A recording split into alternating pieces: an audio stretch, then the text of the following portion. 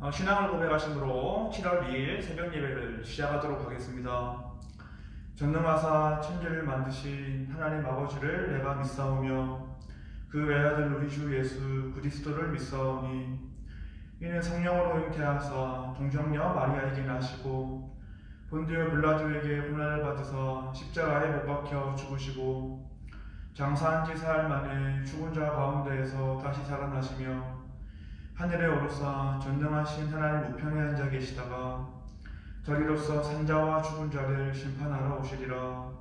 성령을 믿사오며 거룩한 공예와 성도가 서로 교통하는 것과 죄를 사하여 주시는 것과 몸이 다시 사는 것과 영원히 사는 것을 믿사옵나이다. 아멘. 하나님 아버지 감사합니다.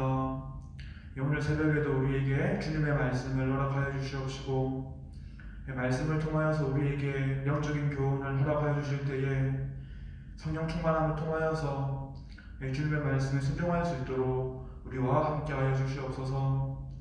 오늘 하루 살아갈 때에도 주님만을 의지할 수 있도록 하여 주시옵시고 우리의 마음을 붙잡아 주심을 통하여서 넉넉히 승리할 수 있도록 우리와 함께하여 주시옵소서. 이 모든 말씀 살아계신 예수 그리스도의 이름으로 기도드렸습니다. 아멘. 오늘 새벽에 함께 나누어 볼 말씀은 누가복음 11장 1절에서 2절 말씀이 되겠습니다. 제가 말씀을 봉독하겠습니다. 예수께서 한 곳에서 기도하시고 마치심에 제자 중 하나가 여짜오되 주여 요한이 자기 제자들에게 기도를 가르친 것 같이 우리에게도 가르쳐 주옵소서. 예수께서 이르시되 너희는 기도할 때에 이렇게 하라. 아버지여 이름이 거룩히 여김을 받으시오며 나라가 임하시오며. 아멘. 성경을 보면 예수님께서는 그 공생의 사역을 감당하시면서 기도하는 모습을 많이 보여주었습니다. 기도는 하나님과의 호흡이었기 때문이고 하나님과 교제를 나눌 수 있는 유일한 통로였기 때문이었죠. 그래서 예수님은 그 바쁜 사역 일정 가운데도 기도를 게을리하지 않는 모습을 보여주었던 것이었습니다. 오늘 말씀을 보아도 주님께서는 평상시와 다르지 않게 기도를 하십니다. 그런데 기도를 마쳤을 때에 한 제자가 주님께 기도를 가르쳐 달라는 요청을 했던 것이었죠. 실제로 당시의 랍비들은 자신의 제자들에게 기도에 대해서 가르치곤 했습니다.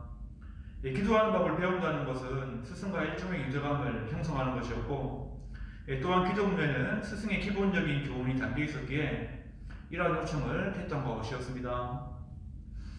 주님은 이에 대한 응답으로 기도에 대해서 알려주시죠. 이 가르침을 우리는 주기도문이라고 부르기도 합니다. 마태복음 6장에도 똑같은 내용은 있지만 오늘 본문 말씀에는 조금 더 간략하게 기록이 되어 있습니다. 주님이 지금 알려주고 있는 주기도문에는 기도에 대한 핵심 가르침이 들어있는 것이죠. 그래서 어떤 사람들은 이러한 말을 하기도 합니다. 주기도문만 잘 이해를 하고 기도를 하면 우리의 삶은 달라질 것이다 라는 말을 한다라는 것이죠. 이 기도문을 통해서 주님은 기도의 첫 번째 핵심 요소를 알려주십니다. 제가 2절 말씀을 읽어보겠습니다. 예수께서 이르시되 너희는 기도할 때에 이렇게 하라. 아버지여 이름이 거룩히 여김을 받으시오며 나라가 임하시오며. 아멘. 2절 말씀을 통해서 예수님이 말씀하신 기도의 첫 번째 핵심 요소는 바로 기도의 대상이었습니다. 성부 하나님, 즉 하늘 아버지에게 기도를 하라고 주님은 말씀하셨던 것이었죠. 물론 기도에는 중요한 요소가 많이 있을 수가 있습니다. 기도의 방법이 중요할 수도 있고 기도의 내용이 중요할 수도 있고 기도의 자세가 중요할 수도 있다는 것이죠. 하지만 예수님께서는 기도를 드리는 대상의 중요성을 가장 먼저 말씀하셨던 것이었습니다. 내 기도를 들으시는 대상이 누군지 모른다면 그 기도는 허공을 치는 기도가 될 수밖에 없음을 주님은 말씀하셨던 것이었습니다. 그래서 예수님은 기도를 받는 대상이 분명해야 한다라고 말씀하셨던 것이었죠. 그 대상이 바로 살아계신 하늘아버지, 즉 성부 하나님이었습니다.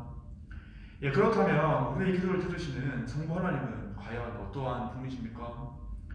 가장 상하신 분이십니다. 그리고 가장 자비하신 분이시죠.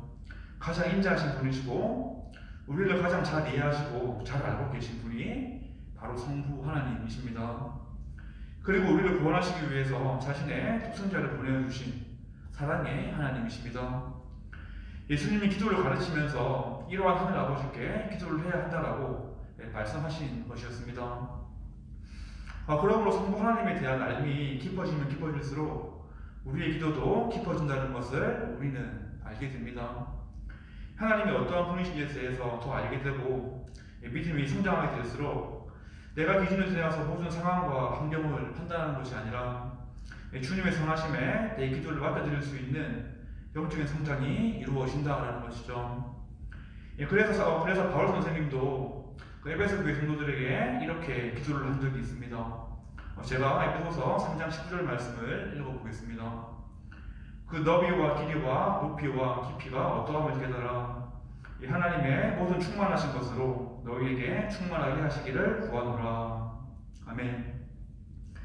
우리는 이러한 첫 번째 기도의 핵심 요소를 기억하면서 내 기도를 듣는 분이 누구신지 분명히 해야겠고, 또 바울의 말씀을 우리가 기억하면서 내 기도를 들으시는 하늘 아버지를 더 깊은 알므로 다가가는 모습을 가져야 할 것입니다. 주님은 계속해서 기도에 대한 가르침을 주고 계십니다. 그 내용은 아버지의 이름이 거룩히 여김을 받는 것이었죠. 자신의 필요가 아니라 하나님에 대한 기도가 우선되어야 한다는 예수님의 가르침이었습니다. 사실 이 부분이 기독교의 핵심 가치이기도 한 것이죠. 다른 이방 종교들의 기도와 본질적으로 다른 부분이기 때문입니다. 다른 이방 종교들은 자신의 행복을 위해서만 기도합니다. 즉 자신이 섬기는 신을 도구화시키려고 한다는 것이죠. 그렇게 이방 종교의 기도는 실제로 신을 섬기는 것이 아니라 곧 자신의 영광을 위해서 기도하는 것이 될 수밖에 없다라는 것입니다. 하지만 예수님은 기도의 목적이 이 하나님을 도구화시키는 것이 아니라 이 하나님의 영광을 드러나게 하는 것이 되어야 한다라고 말씀하셨던 것이었죠. 그렇다면 하나님의 영광이 어떻게 하면 드러날 수가 있겠습니까? 눈에 보이지 않는 하나님의 영광은 하나님의 백성된 우리를 통해서 드러나게 됩니다. 우리의 사랑과 선행 그리고 섬김과 헌신을 통해서 하나님의 영광이 드러난다는 것이죠. 그렇기에 이름이 거룩히 여김을 받으시오며라는 기도는 곧 우리가 하나님의 이름을 거룩하게 드러내겠다라는 다짐이 되기도 한다는 것입니다. 그런데 슬프게도 이 시대에는 하나님의 영광이 점점 가려지고 있는 것만 같습니다. 하나님의 이름이 무시당하고 조롱받는 시대를 우리는 살아가고 있다는 것이죠. 그렇다면 이러한 책임이 누구의 책임이겠습니까? 바로 우리의 책임입니다. 많은 그리스도인들은 하나님의 영광보다는 내 자신이 영광받는 것에만 집중하는 모습을 보이고 있기 때문이다라는 것이죠. 그렇게 우리는 하나님께 기도할 때에 먼저 우리의 잘못을 회개해야 하겠고, 우리를 통해서 하나님의 성품이 잘 드러나길 바라는 마음으로 기도를 해야 할 것입니다. 그때 우리는 하나님의 인격과 사랑을 보여줄 수 있기 때문이고, 그것이 하나님의 영광을 나타내는 것이기 때문입니다. 예수님이 알려주시고 있는 기도에 대한 다음 가르침은 나라가 임하는 것이었습니다. 메시지 성경으로 보면 이 땅을 바로잡아 주소서라고 되어 있습니다. 즉 하나님의 통치가 임하게 해달라는 기도를 하라고 예수님은 알려주신 것이었죠. 예수님은 죄를 부른 이 땅 가운데 하나님의 통치가 임하여서 모든 것이 창조하는 목적 그대로 회복되기를 원하셨던 것이었습니다. 그렇다면 하나님의 통치가 임하는 나라는 어떤 나라이겠습니까? 삶의 의미와 목적을 발견하고 살아가는 나라입니다. 사람들과 서로 사랑하며 돕는 나라입니다. 하나님이 맡겨주신 사명을 기쁘게 감당하는 나라가 바로 하나님의 통치가 임하는 나라다라는 것이죠. 예수님은 마가복음 1장 15절 말씀을 통해서 하나님 나라가 가까이 왔음을 이미 선포하셨습니다. 하나님의 나라는 예수님을 통해서 이미 도래하였고 주님을 따르는 사람들과 교회를 통해서 드러나고 있습니다.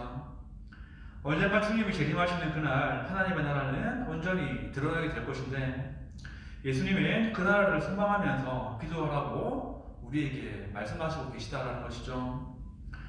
또한 이 기도는 우리가 이 땅에 살아가면서 열심히 사랑하고 섬기고 악과 대항하여 싸우지만 우리 힘으로는 하나님 나라를 이룰 수 없음을 알고 있기에 주님을 의지하라는 예수님의 요청이기도 했습니다. 그저 하나님 나라를 막연하게 기다리는 것만 아니라 먼저 내 삶 가운데 하나님의 통치가 임하게 하는 것, 그로 인해서 하나님의 은혜가 흘러가게 하는 것이 이 기도의 목적이 되어야 한다고 주님은 말씀하셨던 것이었습니다. 오늘은 주님이 가르치신 기도를 통해서 가장 우선 되어야 하는 우리의 간구가 무엇인지 알게 됩니다.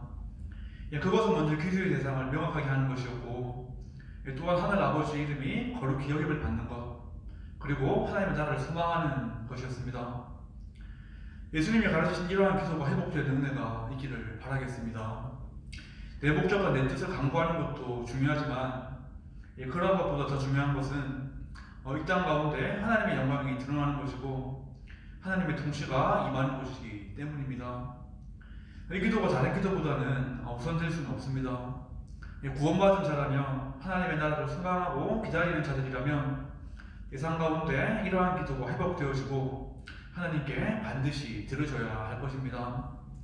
오늘도 주님이 가르치신 기도를 우리가 기억을 하면서 올바른 기도의 자세를 가지고 하나님의 은혜를 구하는 모든 분들이 되기를 주님의 이름으로 축원하도록 하겠습니다. 기도하겠습니다. 하나님 아버지 감사합니다. 오늘은 말씀을 통해서 다시 한번 기도의 본질이 무엇인지 돌아보게 됩니다. 우리가 드리는 기도의 최우선이 하나님을 위한 것이 될 수 있도록 하여 주시고 지금도 살아계신 하나님을 향한 기도가 될 수 있도록 우리에게 은혜를 베풀어 주시옵소서. 또한 오늘 말씀을 통해서 내 기도의 생활을 돌아보게 됩니다. 하나님을 향한 기도가 식어져 있다면 다시 두 손을 모으고 무릎을 꿇을 수 있도록 하여 주시고 기도의 영을 부어주셔서 기도의 불방이 회복될 수 있도록 은혜를 허락해 주시옵소서. 오늘 하루도 기도함으로 시작할 수 있도록 하여 주시고 주님 주신 힘으로 하나님의 영광을 위한 삶을 살아갈 수 있도록 온전히 동행해 주시옵소서. 이 모든 말씀 살아계신 예수 그리스도의 이름으로 기도드렸습니다. 아멘. 주기도문 하심으로 새벽 예배를 마치도록 하겠습니다. 하늘에 계신 우리 아버지여, 이름이 거룩히 여김을 받으시오며 나라가 임하시오며 뜻이 하늘에서 이루어진 것 같이 땅에서도 이루어지이다. 오늘 우리에게 일용할 양식을 주시옵고 우리가 우리에게 죄 지은 자를 사하여 준 것 같이 우리 죄를 사하여 주시옵고 우리를 시험에 들게 하지 마시옵고 다만 악에서 구하시옵소서. 나라와 권세와 영광이 아버지께 영원히 있사옵나이다. 아멘.